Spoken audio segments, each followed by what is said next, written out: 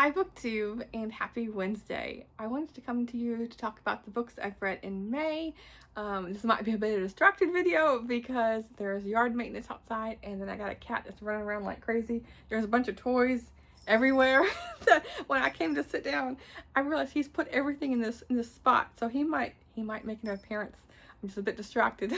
But this is the best time I could manage to sit down and film because it's like the time in between having to make dinner, so we're just gonna roll with it.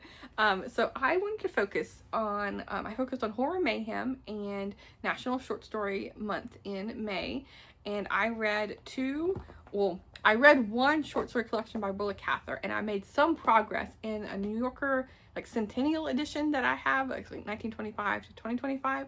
I'm currently in 1976, I think, so I made some good progress there. And for Horror Mayhem, I read 13 books. The other priority I had was after watching Heidi at My Reading Life, she was doing like these like monthly tallies of how she was standing with her unread books. So I looked through my books at the time, and I had 226 books on my shelf. So through the months, I read a total of 21 physical books, although this takes some explaining to do. I only read 3 books that are going towards my unread tally here because I didn't, when I did my totaling for the 226 books, I didn't include like the Sweet Valley books or these childhood books of these like horror books. So I read 21 physical books and most of them were the horror books, but they didn't count. So I read 3 books that counted, if that makes sense, for subtracting from that total unread books. Unhauled 7 books, but so that's like 10 books that are like subtracting there, but I brought in 20. So I'm left with 236.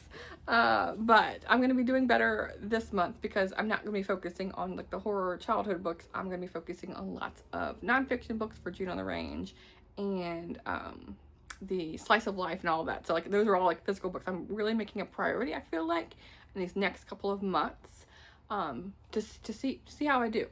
But yeah, so I'm left with going up by 10 books, but it could be worse. So I read 25 fiction books and 3 nonfiction. I read 21 physical books, 7 digital, and one of those digital books was an audiobook. And funny enough, when I was looking through the books I read, the audiobook was, oh, he's right here. See if he can make an appearance on the video. Sawyer, you can't get a cat to do anything you want. I can pick him up. He's feeling feisty though. He's feeling very playful. Hello. Oh, I swear, like the way his face is, he always looks like he's thinking things, and they're I don't know.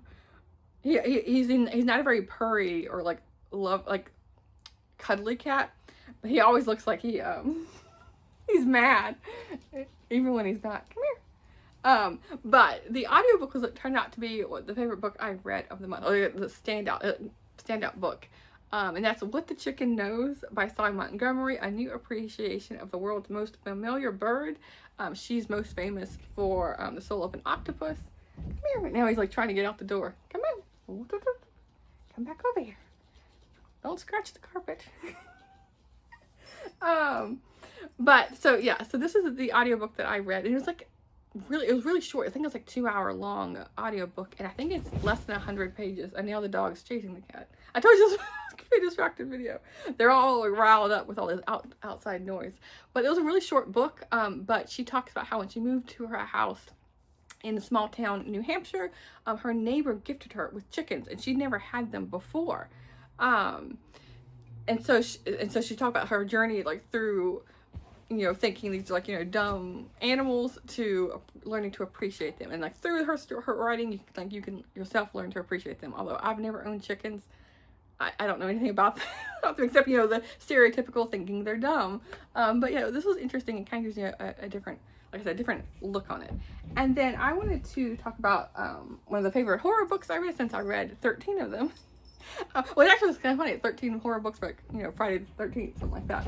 Come on. Oh, he's just, I don't know if you can hear it. He's just like going to town on this door. Oh my goodness. I'm trying to get him to come back so he's not continuing to do that. Sawyer, come here. Come on. He hates when a door is closed. He's like, I have to have free reign of the entire place. I might have to get up if he won't stop. Come on, Sawyer. Come on. Because I don't want him like, here, I'll be right back. Okay, I'm back. And for my favorite horror book of the month, it wasn't actually a standout favorite, but I feel like it's going to be the most memorable. And that's Horror Store by Grady Hendrix, like an IKEA-like store. I talked about this in one of my wrap-ups, but it's about a young girl who, not young girl, a young adult who, and now I feel like I'm saying she's a teenager, but no, she's like in her early 20s, and is very unhappy with where she's standing in life. You know, she talks about how she has a standing job and wants an office job, a sitting job, and that's going to be like her step up. But she's just making do with things and like not giving work her best effort, but you know, what's the bother kind of thing. But all things go awry when they come in the morning, and like some of the furniture is tore up and ruined, and they're like, oh, someone's coming in overnight and doing this. So the manager decides to take a select group of people and have them work or like supervise things overnight to monitor it all and see what's going on. And so she's one of the lucky few that's selected. And overnight, everything in the world happens. I feel like there's like water damage and these like people coming in the store, and like there's doors that are unlocked, of course, and people coming in that way, and all these like different tunnels, and I don't want to give everything away, but the ending was it was okay, but like, I feel like this is the most memorable horror book that I read, just because it's such like a unique design, because each chapter has a picture of the furniture like you would go into IKEA. You know how like it gives you that instruction manual at the beginning, with like the picture, like the diagram of how to put together, and like the Swedish name, and then what that means and all of that. And so that was interesting, because this book kind of read like a catalog. So that was fun. I feel like I would have gotten more out of that formatting if I had read it with the physical copy instead of the ebook. So those are the statistics of things. But I also like I said, I've been playing around with Storygraph, although I've really slacked off because when I went to look at May, I realized I only started inputting the data for the beginning of May, and I like just slacked off completely, and I've just been using Goodreads to keep track of things. So I had to go, like today, I had to like sit down and put it all into Storygraph to get the graphs for this. So I read a total of 28 books, and that was 5,437 pages.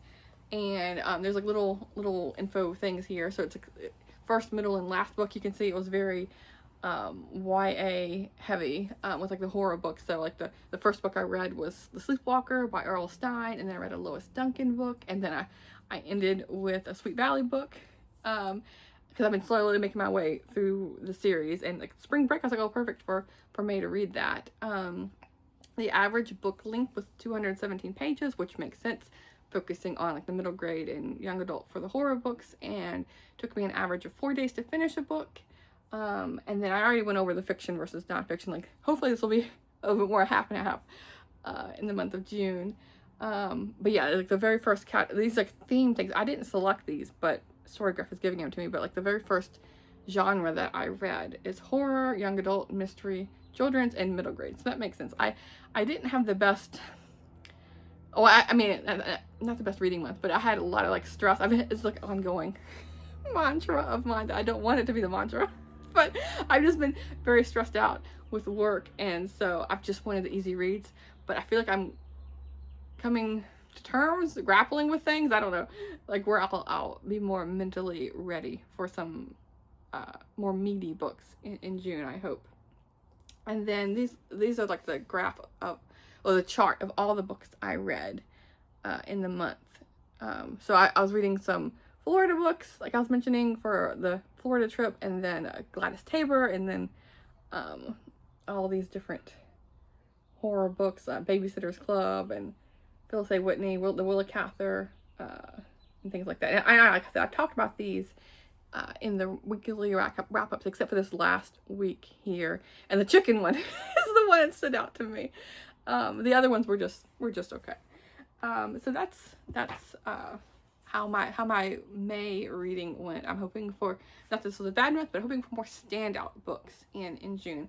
I've seen a couple of the mid-year freakout tags where it's like already somehow we're in June and it's the middle of the year, and I'm just like thinking about the books I've read so far this year and wanting to find some more favorites for sure. Some like really strong like contenders, like were like very very memorable, and I can like vividly remember like wanting to pick it up as soon as possible and keep going with my reading. I haven't had that many of those kind of books this year, and I would like to change that.